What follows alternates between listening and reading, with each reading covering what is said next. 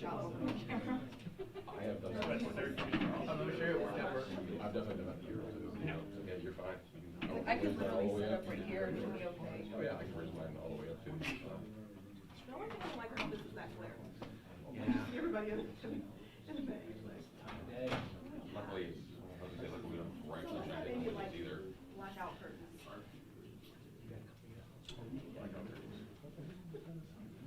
Could be worse, could be outside. Yeah, it'd be outside. Right.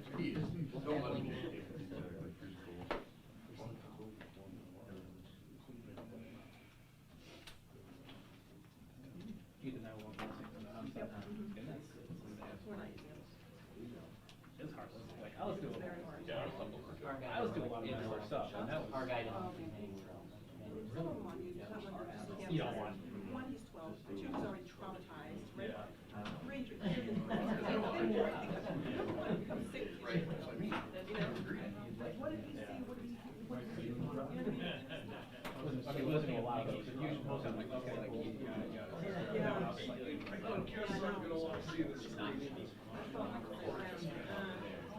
Oh, you want me to turn this up? Yeah, I can do it.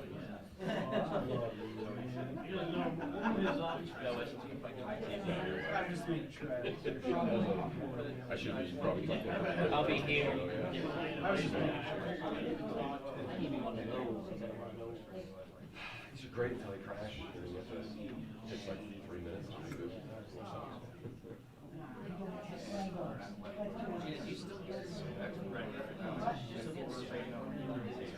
Yeah. My life would be more like that. That's what I did initially. And I didn't know that. Because Wednesday we only had a bike. I don't know, like they were planning.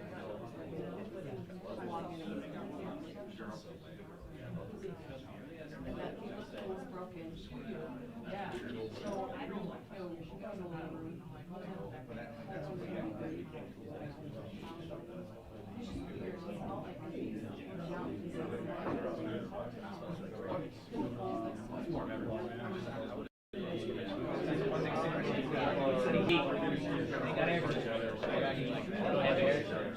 our office is either boiler room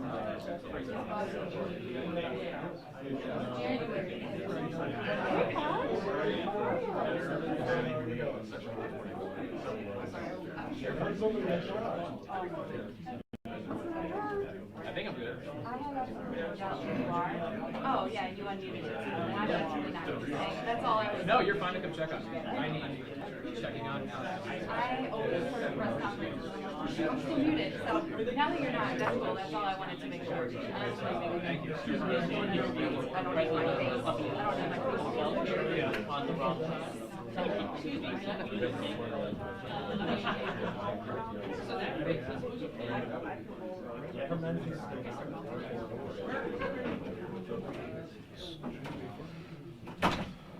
All right. Well, I'd like to thank everyone for being here this afternoon. As you all know, we had a officer-involved shooting early Wednesday morning. We are always torn between wanting to have all of the facts and have conversations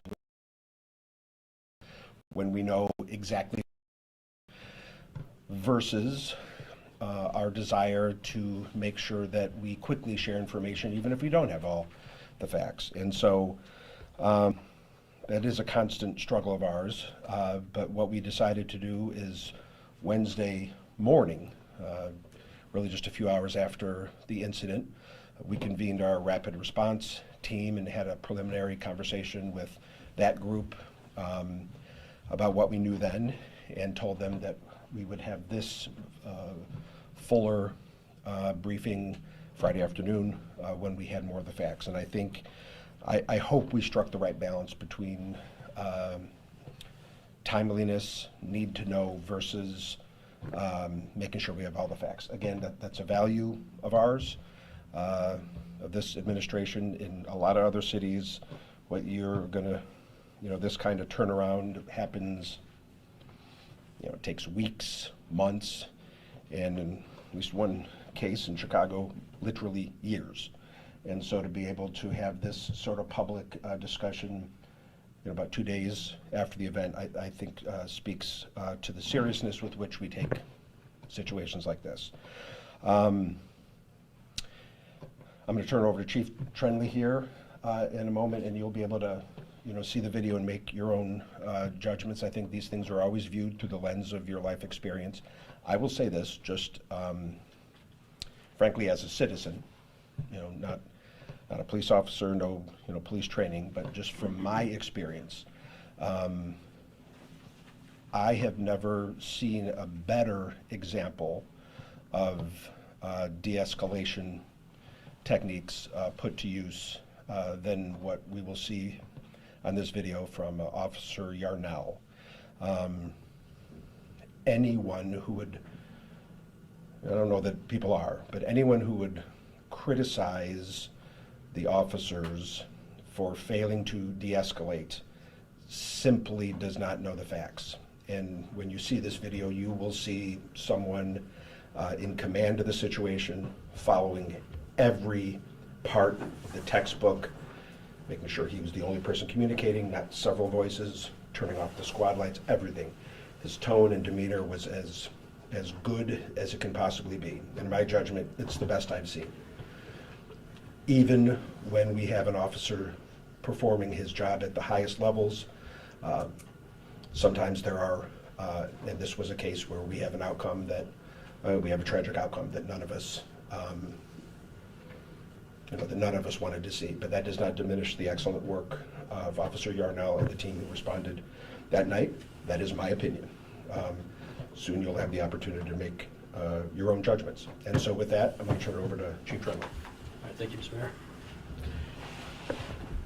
So what we're going to do right now is we're going to kind of go through a PowerPoint for you guys, and we'll go through and we'll stop it as we're going through and kind of explain some things and point out some things. There's going to be a lot of video and media content in this, and some of them are rather long, but we feel it's important that everybody kind of gets a accurate view of what was happening that night, and gets an idea of what the officers were hearing and seeing and being told through 911 and dispatch center. So we'll go ahead and get started. Obviously, we're talking about 5740 Hill. Happened on the 25th at 12:30 a.m.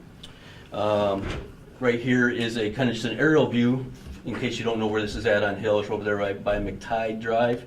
And then we're going to go through. The suspect is Jason Means, and as you can see, he's 47 years old. He lived at 5740 Hill. Has some criminal history, has some contact with us, but a lot of it is mainly neighbor disputes, those type of reports and calls. All right, so we're going to play the 911 call for you. Okay, so first of all, I'm going to let you know it's hard to hear. Okay, and when I say hard to hear, I don't mean to actually hear it. It's hard to listen to it because it's a caller that is in serious distress. It's a situation that nobody wants to be in. You will hear shots being fired on the 911 call.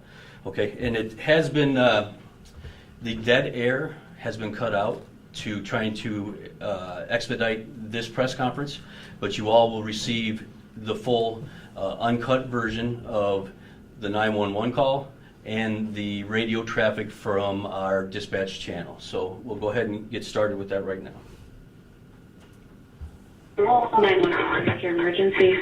It's 5740 Hill. My husband is going through psychosis. He is. Okay, 5740. Security has got in the house. It's 5740 Hill Avenue, across the street from the cemetery on Hill Avenue. Okay, is that the health department or just the fire has gone multiple times at the door. Is anyone injured? I got again. What? No. Is anyone injured? No, but he's gonna. No, but please don't shoot him. He's going through a mental disorder right now. I got my dress up against the door and he shot through the fucking door. Nobody's been hurt. No one's hurt? Okay. Hurry. I already got him notified, okay, ma'am? All right, this is 5740 Hill Avenue in Toledo between Teal Drive and Fatigue Drive. Is he shooting?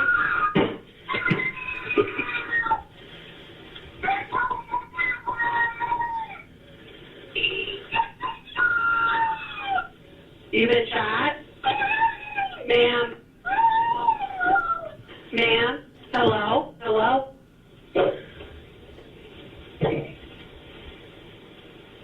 Hello?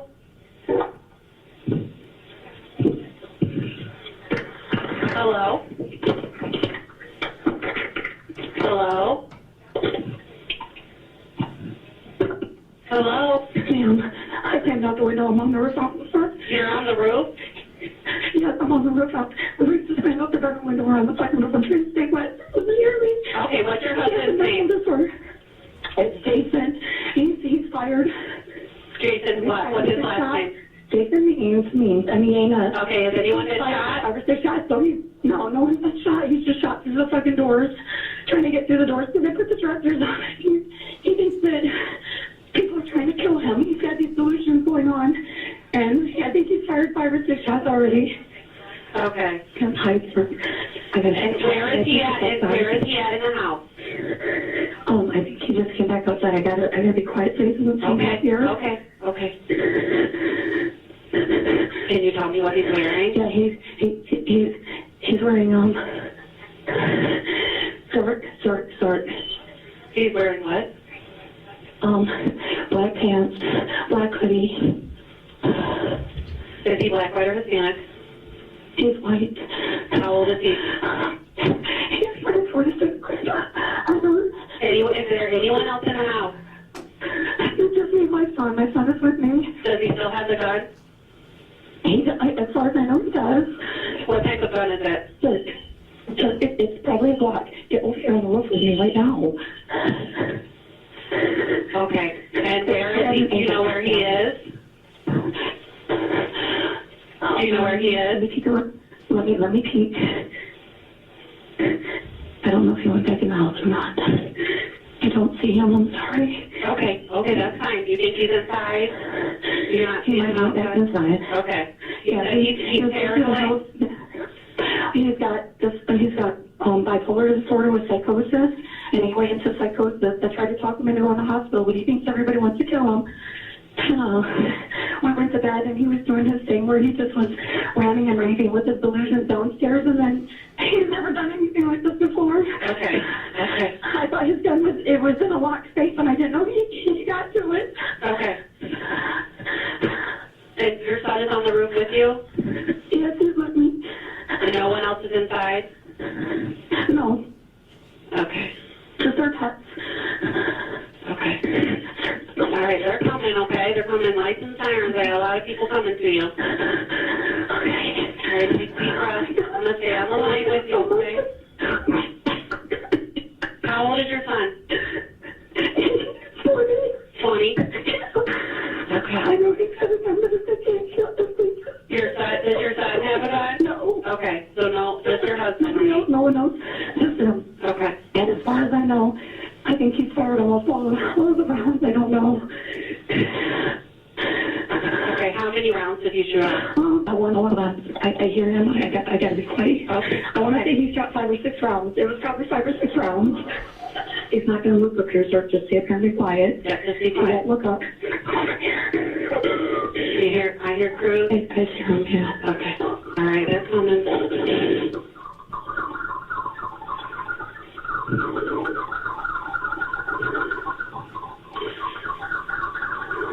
Do you see him?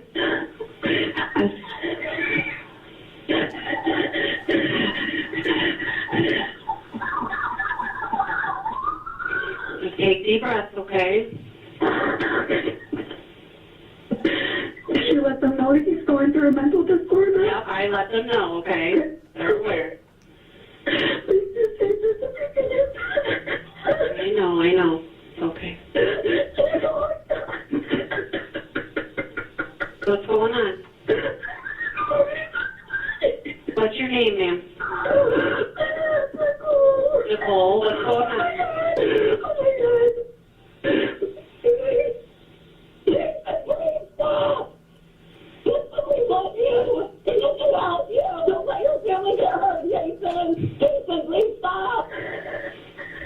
Ma'am, what's going on? He has a mental disorder. He thinks people are trying to kill him. Oh my God. Do you know now. Jason, please. Don't let the devil get me over. Please, put it down. Jason, put it down. Jason, put it down. What are you seeing? I'm on the front row, so I can only see the police officers in the neighbor's yard. Okay. Missing a perimeter. He's in the side yard. I don't know if he's on the deck or what he's doing, but they're all getting into position because he fired at them. Okay. He fired around it. Okay. They're gonna kill him. We're gonna get him some help, okay? We got more people coming. We're gonna get him some help. He's been going through this for a week. I've been trying so hard to get him to the hospital, but he's afraid that everyone's gonna kill him. So I couldn't call the cops to the ambulance because he would have freaked out. Right. How long has he been having these mental issues? From what I understand, since he was a teenager, but he's never been like this. He just gets more paranoid and scared and cries a lot. He's never been aggressive. He's never been aggressive. Okay. This is the first time he's ever done anything like this? Yes. Yeah. Okay. And he like, his whole thing is to protect his entire family. He never wants us to get hurt. Right. So that's why I can't believe he did what he did. He thinks that, I don't know what he was thinking because he wasn't calling our names or anything. He just... Okay. He didn't say anything? Yeah, he just started to get out and talking to people that weren't there. He thought there were enemies in the house. He was telling them to get out of my house now and stuff like that. And there's nobody there, so I grabbed my son and we hunkered down in the bedroom and I put the dresser in front of the door after I heard the first gunshot. Okay, all right. You're doing good, okay? Jason, I love you. Jason, I love you. Can you see him? No, he's under a mental disorder. There's so many cops here. We're going to get him some help, okay? You said you're at the front of the roof? Yeah, there's an officer in front of us. He's watching us. Okay. And you said his name's Jason, right? Yeah, it's Jason. Jason means M-E-A-N-S? Yeah, he's probably fired at least 6 rounds. So. Okay. Does he have any other guns? Not available to him. They're in a huge safe that's blocked. Like it's one of those huge ones. Okay. And it's been covered for a while because he doesn't get in it. There's so much stuff in there you can't get to it. Mm-hmm. No, it's hidden somewhere else. Okay.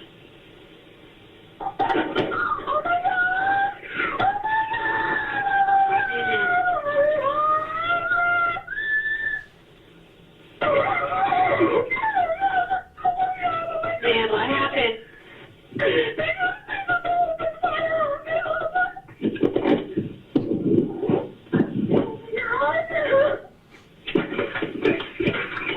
Okay. Are you getting down from the roof?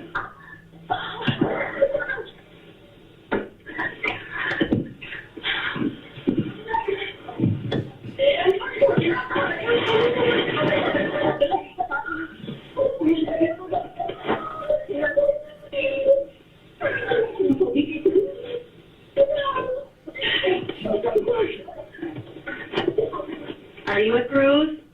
Nicole?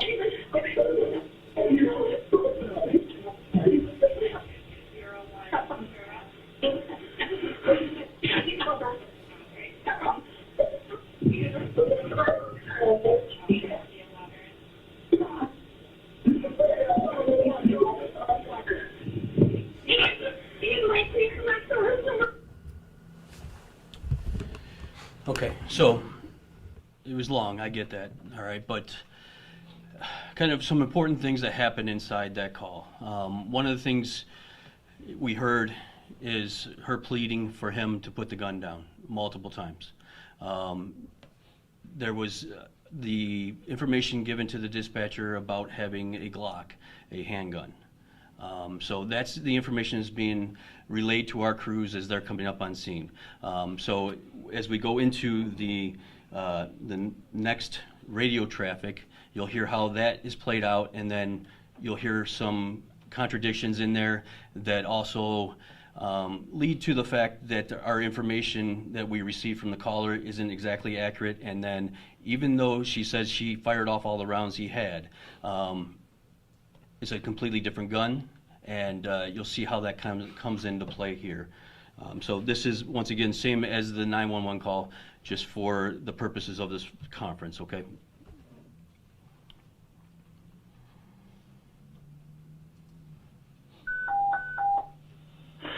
720, 721, 720, start for a person shot. It's 5740 Hill Avenue. It's going to be code 3. We have a female caller reporting that her husband fired a gun inside the house at the door. Can hear more shooting. There's screaming. Caller is possibly indicating she's been shot. It's 5740 Hill Avenue near Teal and McTighe on a person shot. 8. 721. And 720. 710. 11 shows the rock. 711. We'll be out of here, and we'll go for that. Copy. So if I can give me an Eddie on this route, I'll have the help. Copy. Cruise heading code 3 to this person shot. The caller is indicating she's having a mental break. She just confirmed she has not been shot. She's going to be on the roof. Your suspect is going to be a Jason Means. That's going to be a white male, 46 years of age, black pants, black hoodie. We're trying to get more information on where he's at. Another update. 605, we have previous calls there. We have menace calls and a harassment call. And on another update, suspect still does have a Glock, but we don't know where he's at right now. Caller, the suspect is bipolar and has psychosis right now and thinks everyone is trying to kill him. Caller is going to be on the roof with her son, going to be 20 years of age. Caller believes 831. On your person shot, caller believes the suspect may have spent all the rounds, fired 5 or 6 shots. Ears closed for 820, 5740. Gun in his hand. Okay. You got rifle hands in the backyard. Rifle in his hands in the backyard. Siren. Crews, kill your sirens. Shots fired. Give me some crews with some rifles. I didn't copy. 710. Sirens. All crews, cut your sirens. Does anybody still got eyes on? 1156, Ivy's scrolling, 1156. I'm back here, behind the garage. Behind the garage. Guys, he's right behind that house. On the side of the garage. Side of the garage. That was the west side of the garage? Come to the front. Come to the front. I see his hands. He's behind the red truck right here. Yeah, the red truck. 710, Ivy scrolling. Anyone have eyes on 710? All right, 720, he's going to be walking westbound through the backyard. Walking westbound through the backyard. Anyone have eyes on 710? Yes. He's walking through a field to the west.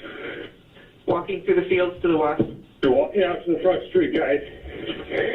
He's got a gun in his hand. Wait, what's his name? Do we have a name on him? Suspect is going to be a Jason Means. Jason Means. Out to the street right now. Well, that crew, careful. He's walking up the street. He's walking westbound. 20 shots fired. Shots fired. Shots fired. Come up here now. Come up here now. Copy. Who was shot? 720. Multiple officers. Every officer's all right. No officers are hurt. No officer shot. No. 605, get fire up here. Get him up here now. We got him in now. We got meds approaching now. Get crews to come up here and block the road up here. Somebody get this. 522, I didn't copy. Hey, car pulled up. 522, go ahead again. Do you need a car pulled up? If I got any kind of. Copy. Something around here, slowly, crews. Okay. No, if you got here, so you can help me. Air's clear, 46 after midnight. 611 is the victim. 611's with the victim. 611, where are you at exactly? Taken to a car on Hill Road. Copy, taken to a vehicle on Hill Road. Okay, so kind of as I mentioned before, we played the audio there. So they're telling him there's a Glock in his hand. He's fired all the rounds he has. Officers come up, you know, they're acting off the information they heard, right? So originally they're getting sent to a shots fired or person shot call. So, and they're being told that he's actively shooting inside the house, has a Glock. Well, when they get on scene, they realize he has a rifle or long gun, and while on scene, he fires off a round. All right, so as she said in her 911 calls, he's shooting at the police. When we play the next body camera, it's unclear if he was trying to shoot at us or if he was just firing off a round. However, he knows the police are there. The police are interacting with him, and he chose to fire a round at that time.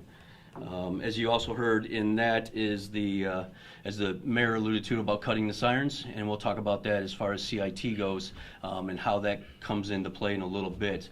And then, obviously, you heard for immediate asking for medical attention. You know, our officers, as you'll see in some of these videos, are wearing many hats. They're, you know, they're out there as protectors. They're, you know, trying to keep the peace. They're being counselors. They're trying to be, you know, for mental health purposes. Unfortunately, there's at times where they have to take action and to preserve life.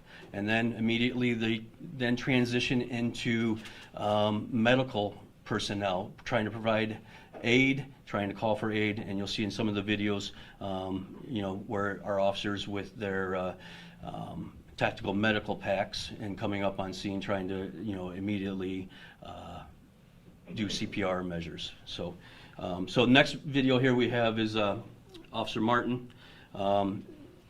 Important parts about this video, you know, you will hear the shot being fired. You'll hear us trying to talk to him, and this is where we're identifying the weapon as either a shotgun or a rifle.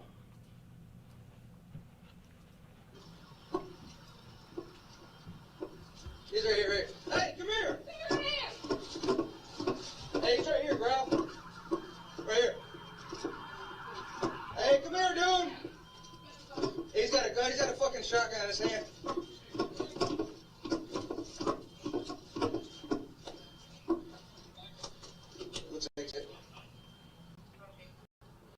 Looks like he got a rifle in his hands, but in the backyard. Rifle in his hands in the backyard.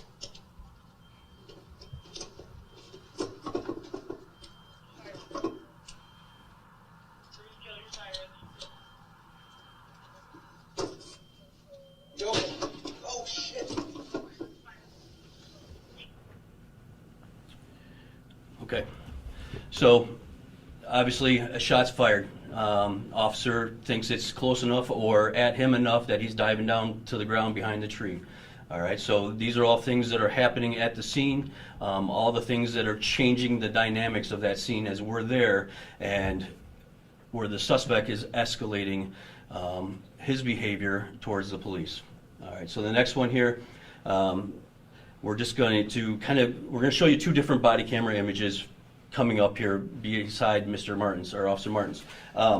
And just basically to try to give you two different angles. And I will tell you that the final one is kind of a overall picture from the time the officer arrives and goes through the entire scene. This one is kind of the finishing part of the incident.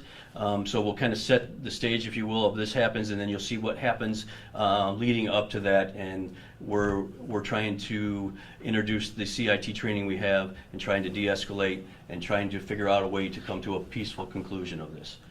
So we'll go ahead and play this one right here. Come right here, right. Look.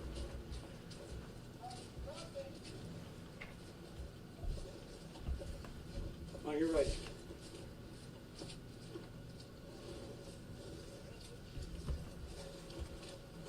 You're good, you're good. Jason, to the police, bud, we're here to help you. Careful, careful, you're walking up the street.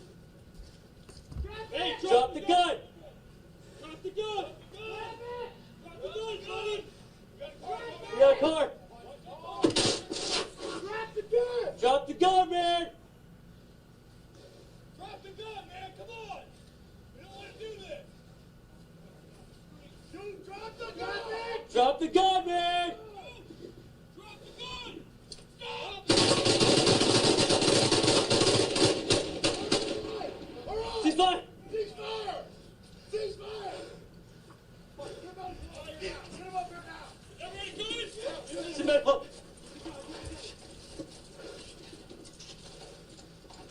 Damn. Good. Everybody check on everybody. Everybody good?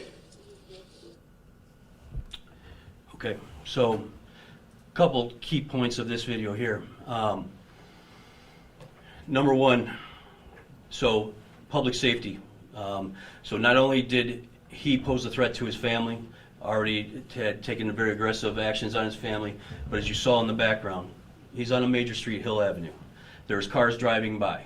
All right, so at that point, our officers have to take that into consideration as well, to preserve the life of the public as well that is traversing down the road. So those things are all coming into play when they're trying to make the decision of what they're going to do. And it's harder to see in this one, and there's this one with the gun by his side there. So there's still with the gun by his side, but I'm hoping you were able to see him raise the shotgun at the officers right there. You can see his hand coming up. It's hard with the darkness. The next video you'll be able to see it a little bit better.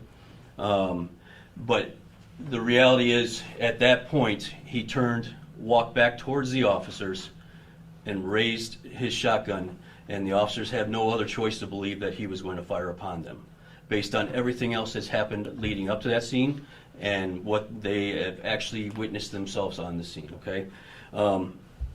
Obviously, there was multiple officers, and we'll get into the officers that fired. There were 7 officers that fired, and we'll go through those as well, all right?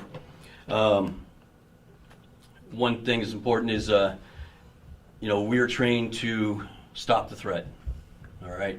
And we fire until there is no longer a threat. As you heard multiple officers in that video calling out ceasefire, ceasefire, as soon as that threat was neutralized.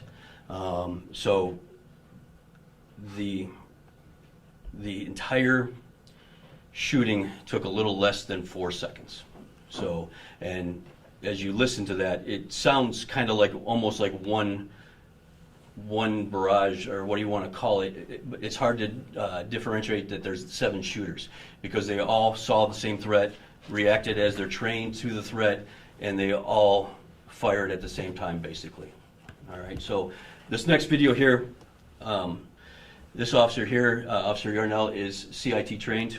He is also a veteran CIT training as well. So he's going to display, as the mayor alluded to, some excellent behavior as an officer that's trying to deal with somebody that's traumatized or going under a stressful situation.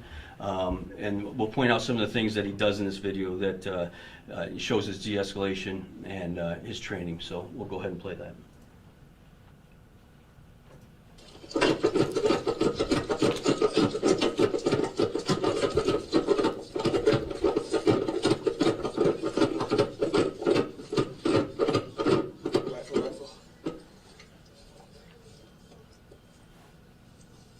Where at? Where at? Somebody say.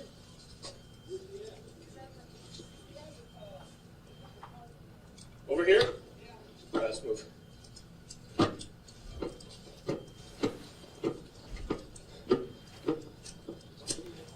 Yeah. Right here?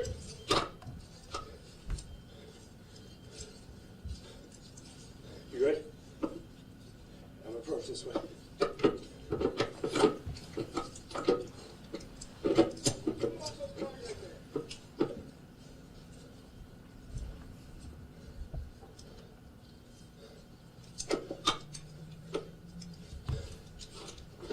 I got him back here behind the garage. Right over here. All right, guys, he's right behind that house on the side of the garage. West side of the garage.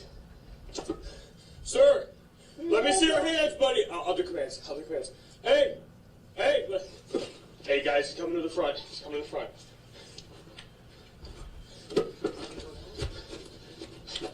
I can't see his hands.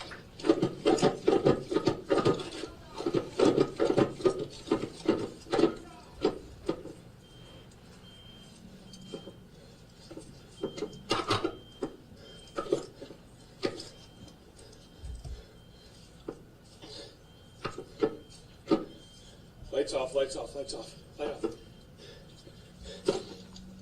All right, he's behind the red truck right here.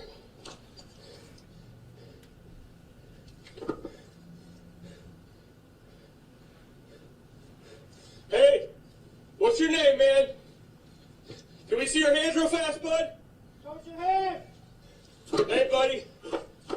Hey, it's Toledo Police, man. Did anyone see a gun? All Alright, you still got the gun. Hey, drop the gun! Drop the gun! Drop the gun! Watch yourself, guys. Get in position. Let me see your hands. Drop the gun, bro. Drop the gun! Please drop it. Down, man. Put the gun down! Alright, 720 needs to be walking westbound through the backyards. Drop the gun! Drop the gun, buddy! Please! Drop the gun! Sometime good. Drop the gun! Hey, keep taking cover as we approach. Keep taking cover. Drop it! Hey, man! Put the gun down, man. Put the gun down.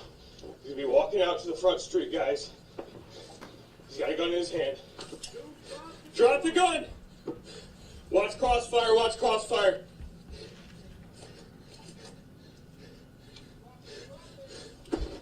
$720, what's his name?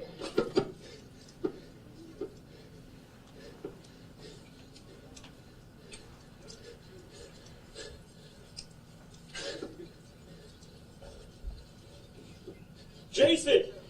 Jason! Toledo Police, bud, we're here to help you. Careful, that crew, careful. He's walking up to the street. Hey, drop the gun! Drop the gun! Drop the gun, buddy! Drop the gun! Watch the car. Watch the car. Drop the gun! Yeah. Drop the gun, man. Come on. You don't want to do that. Alright, he's walking westbound in the street. Drop the gun. Drop it. Drop the gun, bro! Drop the gun! Stop! 720 shots fired. Cease fire. Get medical. All right. Now. Get him up here now. Is everybody good? Yeah, good. Get the gun. Everybody good? Everybody check on everybody. Fuck.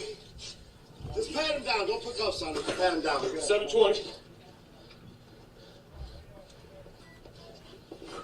Yeah, we're good. Okay, so I stopped counting at 25 times they asked him to put the gun down. As you heard, the caller asked him to put the gun down.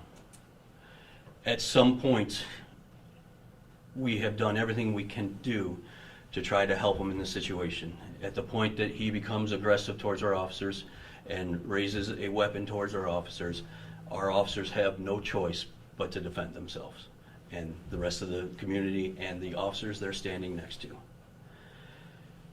Officer Yarnell, I think, did an amazing job. You heard him there talking about, let me do the only person talking. He did the commands. He was very calm.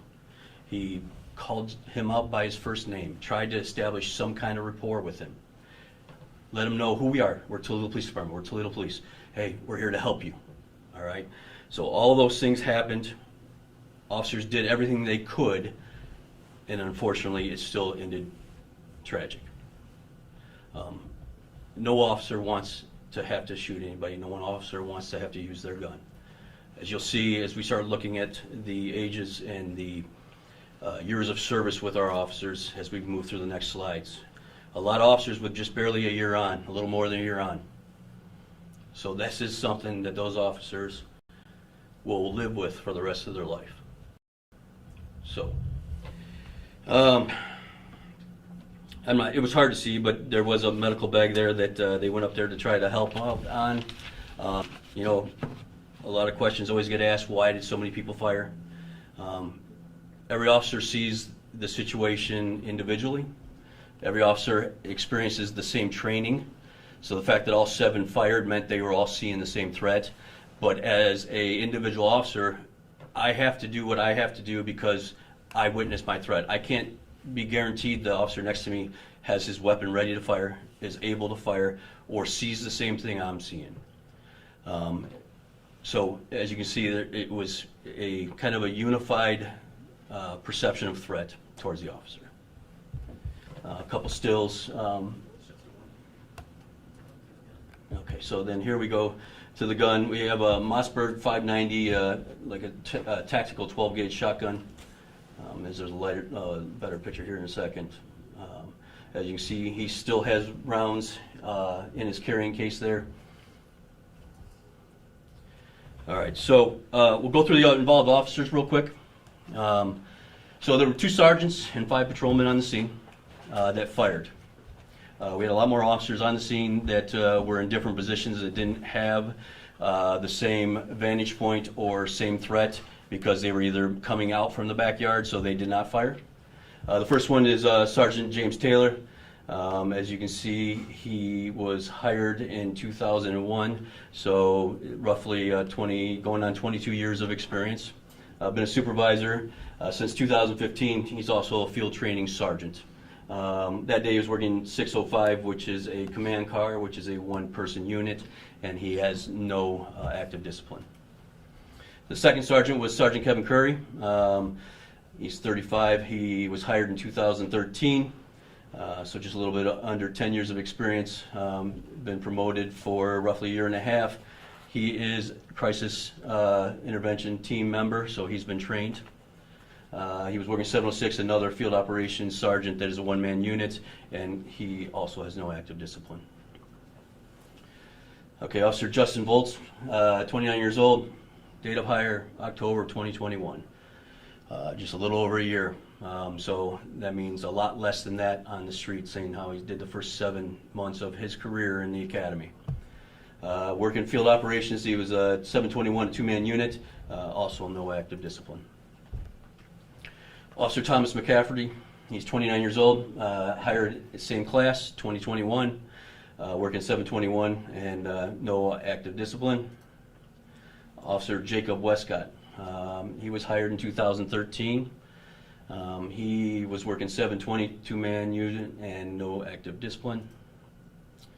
Officer Andrew Yarnell, he's one of the ones you watched the body camera of. Hired in 2013 as well.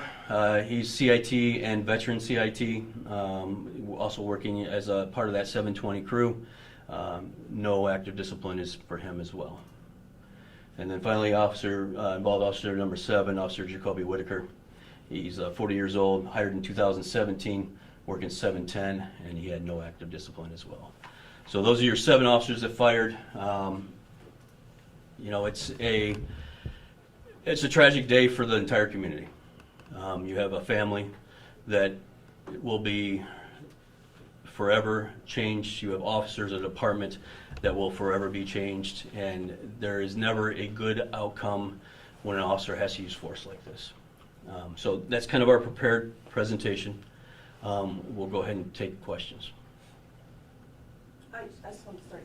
In the video, you had mentioned that they shut the lights down, stopped their sirens.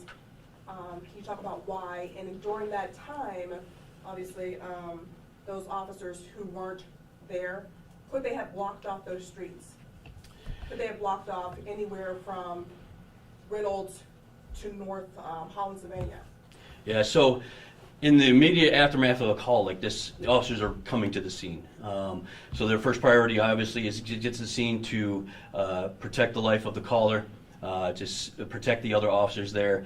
And until you get to a point where you have kind of an established scene, so like this isn't a barricade. If it was a barricade or something like that, where you have somebody inside, you have time, you're slowing things down, you start thinking more about the peripheries and getting stuff shut down. This was a very active and involved scene. So at the time they engaged him, he was coming out of the backyard.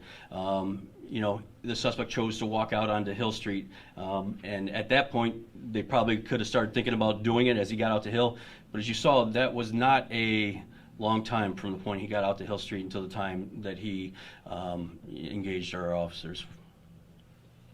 Yeah, question over here.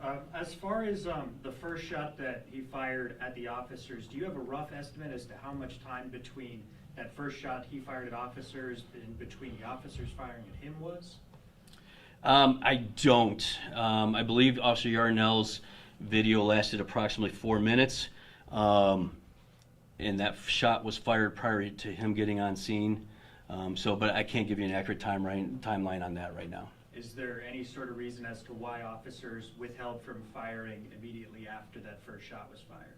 So, as I kind of mentioned there, it's hard to tell from the video whether he was engaging them. She said he's firing at the officers, but the officer's perception is there was a shot fired close to him. They took cover. They lost sight of him for a little bit. Other officers are coming. They're waiting for more officers to get to scene. And then right now, we're trying to de-escalate. We're trying to not go push the contact and engage the suspect. If there's a way that we can prolong the scene for a little bit to talk to him and maybe have a different outcome. Those officers rush towards him and the very first time that there's a shot fired, then there's probably only one outcome. You had a couple officers that are CIT trained. Yes, ma'am. Are all officers required to be CIT trained? And so why not? So all officers going through the academy are CIT trained, in that they receive 24 hours in the academy of CIT training. The officers that we designate as CIT officers, they actually go through a week-long course above and beyond those 24 hours they get in the academy. We would like to have everybody trained. It's a program that's put on, and the mental health board, and there's only so many slots available. There's only so many trainings they can do a year, but every time there's a training available, we send our officers through. You mentioned Jason Means' previous record with problems with neighbors. I spoke to one of the neighbors who had filed multiple of those, and she said that he had waved guns at them before, he had threatened them with knives and such. Is there anything that possibly could have been done? Are these red flags that could have possibly been noticed? Or? So there's not a whole lot of reports that have been filed for him. There was a couple of neighbor disputes. There was like a disorderly conduct and stuff like that. There was nothing that our officers had seen up until this point to say he needed help. The telling statement in that 911 call is he's been dealing with this since he was a teenager. He's now 47 years old. So in that time, there's either a failure to address the issue, but you're talking about multiple decades of time to address that issue, as opposed to a 5-minute interaction with the police expecting them to solve an issue that's been going on for so long. It's just not possible. Does anybody else got anything? This has nothing to do with this case. With the release of the Memphis video, you guys are anticipating anything? You guys, what's going on with that? So, I mean, obviously we're always preparing for anything that might happen. We've had our commanders looking at their staffing levels, making sure that we're prepared for the weekend if something should happen. We're hopeful that, this is an incident that once again has nothing to do with the Toledo Police Department. We have shown over the years that we continue to, try to serve our community the best we can. Just one last question, I guess. Obviously, you said that all the officers saw this man as a unified threat. Is there a possibility they could have used some type of less lethal force? So, it's a great question. So, generally, as you start to look at the way our force continuum works, we don't do less lethal when somebody's holding a weapon. Now, there are times that we're able to because he's not shown an aggression towards us. As you noticed in the video, we were never really close to him. So our tasers, any other type of weapon's not going to work because that standoff distance is just too far. If it could have been a more productive negotiation with him, talking to him, then maybe we could have devised a plan to try to do something less lethal. Unfortunately, he didn't give us that opportunity. Any advice? Last one. Any advice to the community, obviously, because we know that there's a high rate of mental illness that you guys deal with. When it comes to weapons and having weapons in your home, what would you say to people? So I would say if you have a family member that is dealing with mental illness, a weapon is not a good thing for him or her to be in possession of. If they're at work, if they're away from the home, and you actually fear that something might happen like this, then you call us when they're not around and we'll come and we'll take the weapons for safekeeping. But I would also recommend that you are reaching out to mental health professionals and trying to get them help. Don't let it be an interaction with the police that determines whether he gets that help or not. Chief, you mentioned... Yeah, we'll give WTOL and the Blade one more, then we'll wrap it up. You mentioned that these officers are going to live with this for the rest of their lives. How are they doing right now? So right now they're doing well, as can be expected. We have, over the last couple years, really started having a major emphasis on officer wellness. So we have peer support teams. We do debriefing, diffusions with the officers after the fact, and we continue to follow up with them, offering them care, follow up if they need to talk to a professional. But basically, just that sense of community within our department, of making sure they understand that they're still part of our department, our family, and that we're here for them and we'll get them anything they need. But all reports so far is they're doing okay. We also had the officer-involved shooting a couple of months ago. That one at the time was like, could be, maybe not, who knows, as far as whether this was suicide by cop. What do you think about this one, and what's the status of that earlier investigation? I can't comment on the status of the earlier investigation. We'd have to follow up with you on that. To be honest, I can't get inside his mind. The reality is, I don't know if he was trying to commit suicide by cop. The caller had mentioned that he was seeing things, hearing things, so we don't know if he was viewing us as something other than police. So I just can't answer that. All right, thank you. What is the typical, if you got to follow the name, see if we can help you out. Yeah. We can coach him. If he wants to, he wants to. I know.